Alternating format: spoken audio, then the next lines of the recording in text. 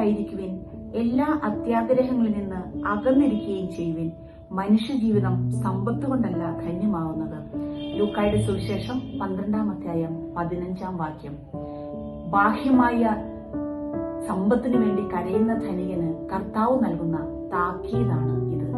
ഈശോയിൽ സ്നേഹമുള്ളവരെ, തിരുസഭാ മാതാവ് ഇന്ന് നമുക്ക് വിചിന്തനത്തിനായി തന്നിരിക്കുന്ന വചനഭാഗങ്ങൾ ലൂക്കായുടെ സുവിശേഷം 12-ാം അധ്യായം 13 മുതൽ 21 വരെയുള്ളതാണ്. ദൈവ സന്നിധിയിലാണ് സമ്പന്നനാകേണ്ടത് എന്ന് വചനം നമ്മെ പഠിപ്പിക്കുന്നു. ദൈവം ദാനമായി തന്ന ഈ ജീവിതം തിരിച്ചെടുക്കാൻ ഒരു നിമിഷം മതി. അപ്പോൾ നമുക്ക് നമ്മോടൊപ്പം ഉണ്ടാകുക നമ്മൾ ചെയ്ത നന്മകളും ദാനധർമ്മങ്ങളും പ്രാർത്ഥനകളും മാത്രമാണെന്ന് ദൈവം നമ്മെ ഓർമ്മിപ്പിക്കുന്നു.